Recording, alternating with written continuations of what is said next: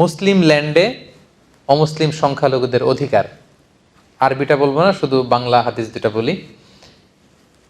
দেশ মুসলিম, এখানে যদি সংখ্যালঘু অন্য ধর্মের হিন্দু থাকে, বৌদ্ধ থাকে, তাদের রাইটের ব্যাপারে দেখেন ইসলাম কতটা ভয়ঙ্কর হুঁশিয়ারি দিয়েছে। আল্লাহ রাসূল সাল্লাল্লাহু আলাইহি ওয়াসাল্লাম বলেন, হাদিসটা সহিহ, যে কেউ যদি কোনো সংখ্যালঘুর উপর অত্যাচার করে, তার উপর জুলুম করে, সে যেটার প্রাপ্য এটা থেকে যদি কেউ বঞ্চিত করে, তাহলে কিয়ামতের ময়দানে আমি রাসূল সাল্লাল্লাহু আলাইহি ওয়াসাল্লাম তার পক্ষে, ওই মুসলিমের বিপক্ষে বাদী হয়ে আল্লাহর কোর্টে দাঁড়াবো। সুবহানাল্লাহ পড়তে বললেন না? আপনি নামাজ পড়তে পড়তে কপালে দাগ ফেলাই দিয়েছেন, দাড়ি রাখতে রাখতে এত লম্বা জুব্বা, এরপরে হিন্দুদের বাড়ি দখল করতেছেন আর বলতেছেন আপনি বড় হাজী সাহেব।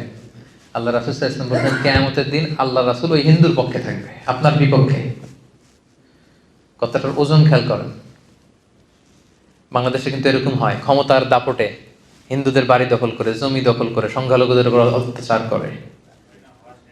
হ্যাঁ, আছে না এরকম? আল্লাহ রাসূল সাল্লাল্লাহু আলাইহি ওয়াসাল্লাম বলেছেন তুমি মুসলিম হও, তুমি হাজী হও, তুমি যেইটা হও, তোমার বিপক্ষে থাকবে আমার অবস্থান কিয়ামতের দিন। আচ্ছা, সোজা সাপটা একটা আনসার দেন, রাসূল সাল্লাল্লাহু আলাইহি ওয়াসাল্লাম যদি কারো বিপক্ষে বাদী হয়ে দাঁড়ায়, উপায় নেই।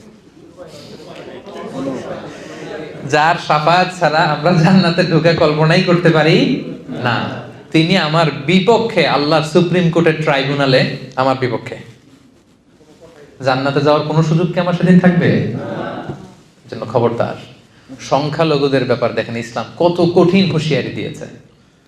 আমার হিন্দু ভাইরা, এই আলোচনা যদি কেউ আপনারা শুনেন, এটা যখন ইউটিউবে যাবে, রাসূল সাল্লাল্লাহু আলাইহি ওয়াসাল্লাম বলেছেন আপনাদের পক্ষে, সে 1400 বছর আগে আপনাদের পক্ষে, আপনাদের রাইটসের জন্য, আপনাদের অধিকারের জন্য রাসূল সাল্লাল্লাহু আলাইহি ওয়াসাল্লাম লড়াই করেছেন। স্পষ্ট ঘোষণা, সংখ্যালঘুদেরকে আক্রমণ করলে, এদের উপর অত্যাচার করলে, জুলুম করলে, এদের প্রাপ্য অধিকার থেকে বঞ্চিত করলে, আমি নবী কিয়ামতের দিন সংখ্যালঘুর পক্ষে দাঁড়াবো, তার বিপক্ষে দাঁড়াবো। হাদিস নাম্বার 1। হাদিস নাম্বার 2, আল্লাহ রাসূল সাল্লাল্লাহু আলাইহি ওয়াসাল্লাম বলেন কেউ যদি কোনো সংখ্যালঘুকে অন্যায়ভাবে হত্যা করে, কি করে? মানে এটা আরো ভয়ঙ্কর, এটা সহিহ বুখারীর হাদিস, হাদিস নাম্বার 6914।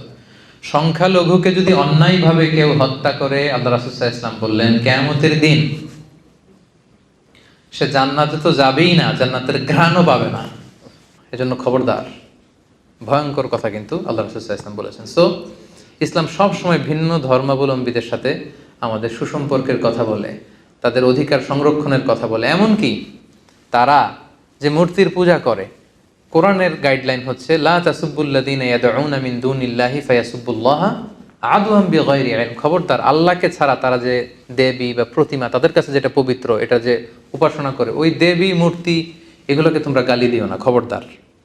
এটা কোরআনের ডোনস। কোরআনের অনেকগুলো খুব স্ট্রিক্ট ডুজ অ্যান্ড ডোনস আছে।